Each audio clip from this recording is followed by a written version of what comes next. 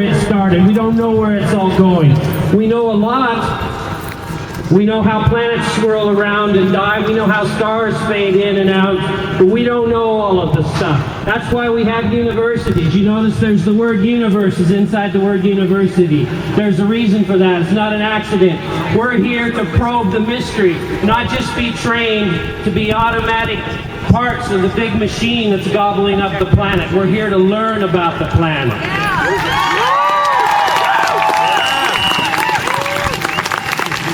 The second thing that sustains us, really sustains us, is our community. That's us. That's our neighborhoods. That's our friends. That's even the people we disagree with. It's our community. It's the people we live with. And that's what we have to build. We don't need huge mega projects, new highways, new bridges, new everything, new apartment houses. We need each other. We have to take care of each other, look after each other, build sustainable communities. What's happening to the planet right now with global warming, sea rise, is serious. It's intense. We have screwed up. And our children and our grandchildren will be solving this problem long after we're gone, and their grandchildren. But we can start the solution now, but it's not about building more stuff or becoming richer or becoming fatter off the land. It's about building strong, resilient communities, consuming less stuff, not more stuff. Consuming less, building strong communities. Number 2.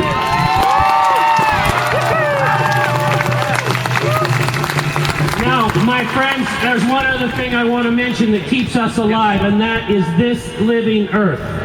Everything we eat, everything we use, everything we build our homes from comes from this living earth. We have not paid attention to that throughout history. We've plundered the earth, we've exploited it. We've exploited it to make ourselves happy and wealthy and have things and stuff. This has to come to an end. Mother Earth is patient, but she's not infinite. There's limits. And humanity has met the limits. There's 6.7 billion of us, all wanting more stuff, more space, more money, better jobs. We have to calm down and learn about the earth. To do this, we're going to protect this farm. Like Shane says, not just for ourselves, for our children and their grandchildren. And to do this, we have to protect whole ecosystems. Being, quote, sustainable doesn't mean wrecking half the farm and saving a little corner of it. That is not saving the farm.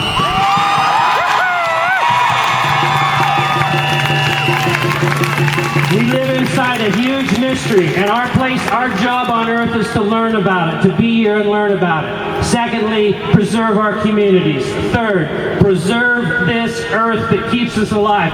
That farm is the best asset that we have in entire western side of Vancouver. When things really get bad, we're going to be glad that we have that farm, and so are our children and our grandchildren. Thank you very much. See you next. Great, thank you. Thank you very much, Rex. Our next and last speaker for the beginning here is a winner of 4 National Media Awards, Magazine Awards, and also the 2006 Charles Taylor Prize for his book Dead Men in Paradise. As a co-author of The 100-Mile Diet, a book that features the UBC farm as a source of fresh local legs, he has become a prominent figure in the locavore movement. Maclean's magazine is named him in its 2006 honor roll. I'm pleased to introduce to you James MacKinnon. Thank you. Did anybody else bring a rain jacket today? Who would have guessed that in early April we'd have a solar-powered Great Trek? Amazing. So I think I was invited to speak today because I'm one of the few people who's had to depend on the UBC farm to actually survive. When my partner Lisa Smith and I were doing the 100-mile diet experiment where we ate only food grown and produced within this region for a year, we were up at the UBC farm quite a lot, as you might guess.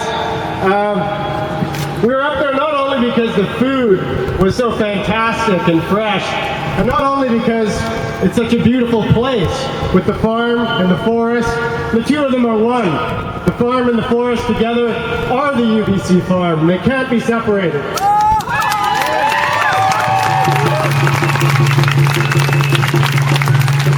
So we were there not only for the food and for the beauty of the place, but also because the people at the UBC farm were wrestling with the same questions that we were wrestling with. How are we going to feed the future? How are we going to integrate agriculture and the local ecosystems? How are we going to produce more food in the cities? All of these sorts of questions are they're the big questions of the moment right now.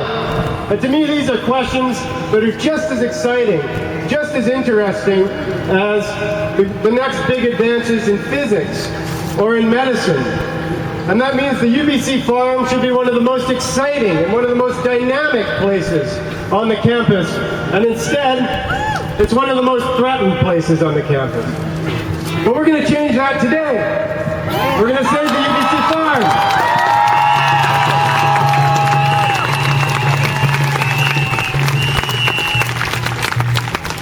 This just jumped into my mind. I remember talking to a local food activist in Invermere, the MacKinnons, and they had a big chunk of land, farmland, that was threatened.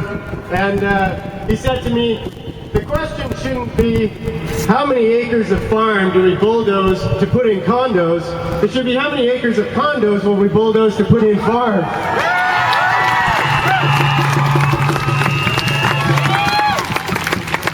So in my very brief years as a student on campus, because I'm a university dropout,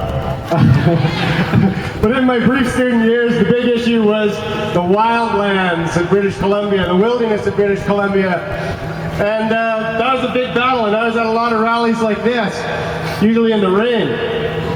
And I was talking to a veteran the other day, a veteran of that long battle in the 90s for the wildlands, and I said, what's next? What's the next big battle?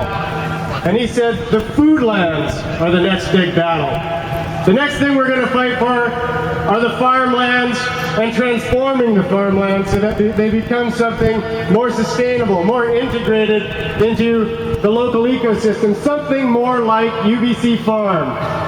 And I look at a map of British Columbia now and I see all those parks and all those green spaces that people fought for, and I know that we made a big difference. I know how big a difference can be made over 10 to 20 years, and I hope that 10 to 20 years from now, we'll be looking back at this day and at this campaign for the UBC Farm as part of the start of something very, very big. But you know what we need to do first, right now, today. We need to save the UBC Farm. Are you ready to do that? Ready?